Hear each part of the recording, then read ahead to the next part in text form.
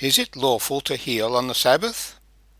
He said, What man is there among you who has one sheep, and if it falls into a pit on the Sabbath, will not lay hold of it and lift it out?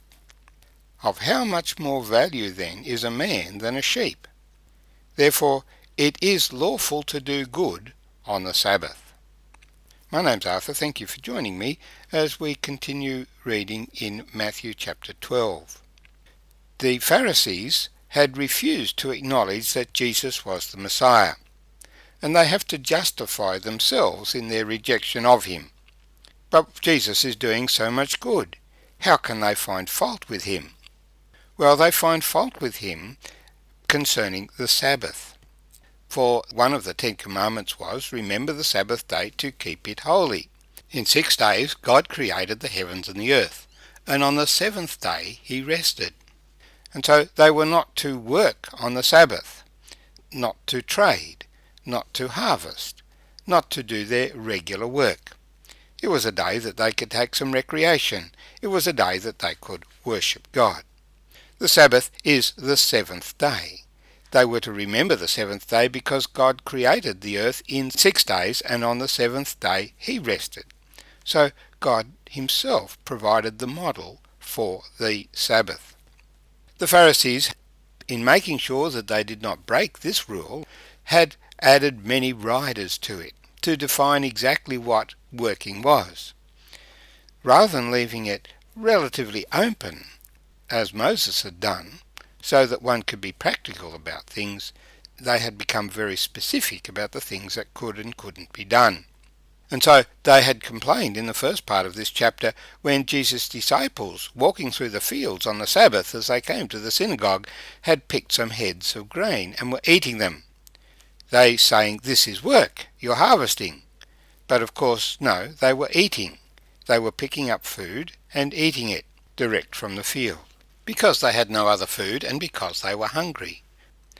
But Jesus goes a little bit further than just having an argument, is it eating, is it harvesting?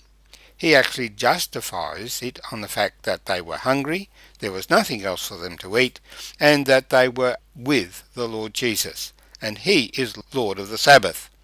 Just as the men who were with David, when he was hungry and ate the showbread, were allowed to eat it, so the disciples were allowed to eat this grain. It was unusual. It was not a regular circumstance. Normally they would have food at home, but they didn't have any. And so, in the necessity of this circumstance, they were holy, they were seeking to honour God, and it was acceptable. So the Pharisees, of course, were not really happy that Jesus would respond in this way, because Jesus' response was A, scriptural, I desire mercy and not sacrifice, the example of David, and he was the son of David, and his claim the Son of Man is Lord, even of the Sabbath. He has the right to say what is valid and what is not valid. Now, the Sabbath is the 7th day, it's Saturday, and this requirement to keep the Sabbath is part of the Jewish law, the covenant that God has with Israel. And nowhere in the New Testament is it enjoined upon Gentile believers, for Christ has fulfilled the Sabbath. There's no justification in the Scriptures for trying to apply the principles of the Sabbath to Sunday either, because as Christians we live in every culture around the world. Some cultures have their day off on Friday, and Christians meet on Friday to worship the Lord. In other places, particularly Israel, the day of rest is Saturday, and so Christians would meet on Saturday to have fellowship and rest. And in other places it is Sunday, the Lord's Day, the Resurrection Day, and then fine, we can rest and recover and worship the Lord on Sunday. But Christians, the majority of them being the poor of the land, must fit in with the society in which they live. They're not to stand aloof. And so there are no rules about keeping the Sabbath or any other particular day in the New Testament. But to get back to our story, was Jesus breaking the law? Because he said himself he had not come to destroy the law, to undermine it, to break it, but to fulfill it. Was he breaking the law when he allowed his disciples to eat grain? Was he breaking the law when he healed on the Sabbath? And this was a frequent accusation against him. Let's read from verse 9 of Matthew 12. Now when he had departed from there, he went into their synagogue.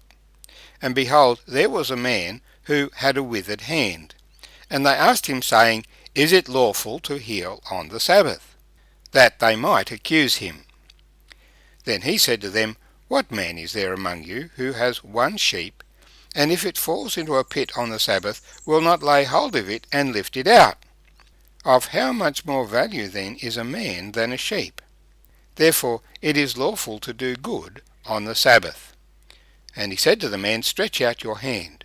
And he stretched it out, and it was restored, as whole as the other. Then the Pharisees went out and plotted against him, how they might destroy him. But when Jesus knew it, he withdrew from there, and great multitudes followed him, and he healed them. And may the Lord bless these words to us. So this whole scenario was a set-up to find fault with Jesus. As I said, they couldn't find fault in other areas, and so it had to be in relation to their law of the Sabbath. And so they bring this person with a withered hand, and it's in the synagogue so that it's before all the religious people of the community. And then they draw his attention to this man and specifically ask him, Is it lawful to heal on the Sabbath? For us it's like saying, is a nurse allowed to go to work on the holy day? Or must all the sick people just fend for themselves on that one day of the week? And of course we'd say, yes, doctors and nurses and mothers have to do what needs to be done, even on the holy day. Another situation that arises is soldiers. If we have a day of rest, do the soldiers stop work? The most holy day in the Jewish calendar is Yom Kippur, the Day of Atonement, in about October. And in 1973, as usual, most of the army had gone home. There were just the skeleton staff maintaining a few outposts. And because of that, it was a day that the enemies of Israel chose to attack Israel, and nearly overran the country. But the Lord helped them miraculously, and they survived yet again. But the principle there is, even on the most holiest day, circumstances justify doing your job. Of course you can do good on the Sabbath, and that's what Jesus establishes. He says if your sheep falls into a pit, you're not going to wait till tomorrow to pull it out. You have to pull it out now. And if a person is in trouble, you don't send them off to be healed tomorrow. You attend to them now. So of course it is lawful to do good on the Sabbath. Jesus wasn't charging a fee. He wasn't setting up a business of healing. It was an act of mercy. And it's always good to do an act of mercy on any day, especially the holy day. And of course Jesus didn't do anything. He just instructed the man to stretch out his hand. And when the man obeyed, then his hand was restored. So it was the man who did something. He stretched out his hand, and you can't find fault with that, surely. In this way, he showed up the Pharisees. They were proud, and they had set this situation so that they could get the upper hand on him, and so they were not well pleased. They went out and plotted against him. How can we get this man? We've got to discredit him. We have to find fault with him. We have to pull him down. We have to destroy him. Now, this is exactly what Jesus had been complaining about. They closed their eyes to the evidence that he was the Son of Man, and they plotted to destroy him, and they would not give up until they had him on the cross. But Jesus was not going to make it easy for them, and so when he knew that they were plotting against him, he knew he'd upset them, so he withdrew from there and went somewhere else. He went away from them. But great multitudes followed him, because Jesus received those who came to him. It was just those proud religious leaders who refused to acknowledge him. And those who came to him, he healed.